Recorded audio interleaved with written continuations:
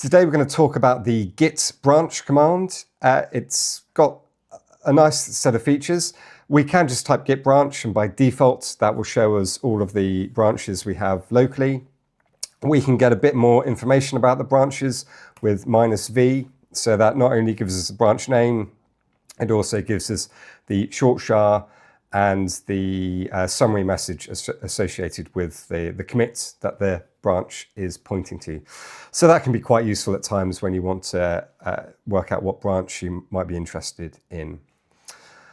We can get a bit more information with -vvv. That additionally will tell us if a branch is tracking a remote branch. So here we can see the main branch. It's got this in the square brackets origin/main, which means that the main branch is tracking what is happening with the main branch on origin, which is in this case where we cloned the repository from.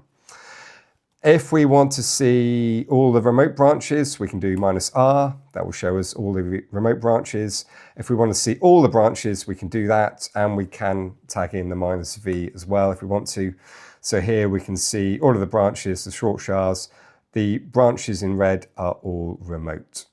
And the branch that we're currently working on is denoted by the star and is in green. If we want to switch branches, we can do that with switch. So we can switch to, say, the temporary branch. If we then wanted to create a new branch based on where we are, in this case on temp, we can do git switch -c to create it, and we give it the name of the new branch. And in this case, the new branch will be pointing at the same commit that the branch it was copied from was. So in this case, temp and temp2 will both be pointing to the same commit. If we want to create a branch from a remote branch, we can get our list of remote branches. So for example, suppose we wanted to create a branch based off this, fix EOT added when reading standard in. If we wanted to create a branch of that, what we can do is do git switch and then the name of the remote branch. And what will happen is Git will either see if there's a branch of that name locally, in which case it will switch to that. And if there isn't a branch of that name locally, it will look to see if there's one on remote.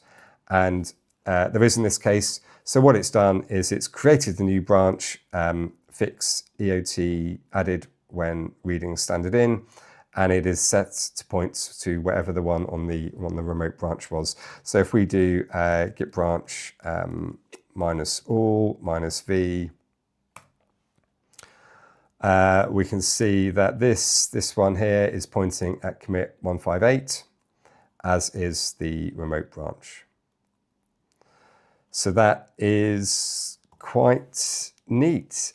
So yeah, those how we can list our branches and how we can switch between them.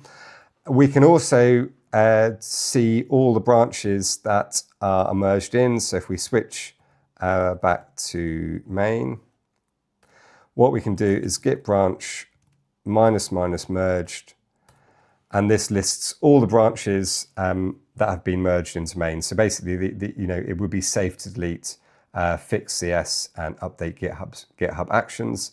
So if we were going to do that, we will actually delete a branch now. We can do git branch -d fix CS. And that's safe to commit. It's safe to delete because all the changes in the fix CS branch were already included in the branch we're currently on, which is main.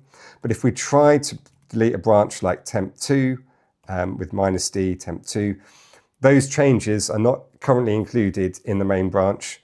So Git will tell us it's not fully merged. And if we really want to delete branch 2, we can do this with a capital D.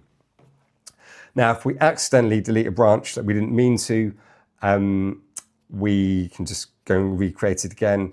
And in a later lesson, we'll look at something called reflog, which shows us how to get a branch back if we made a real disaster. So follow along so you don't miss that one. And if you found this useful, do press like, and I'll see you in tomorrow's video.